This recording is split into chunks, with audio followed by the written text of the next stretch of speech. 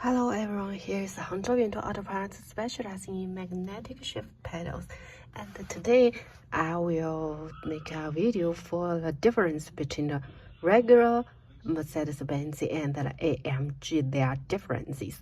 Okay, actually they only have one differences. This is the regular ones, it with the triangle base, and this is the AMG style.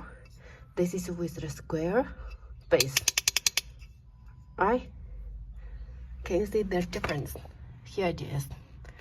This is the triangle and this is the square ones. And for their other side, they are both the same. No matter the long shape pedals or the short ones, they are all the same.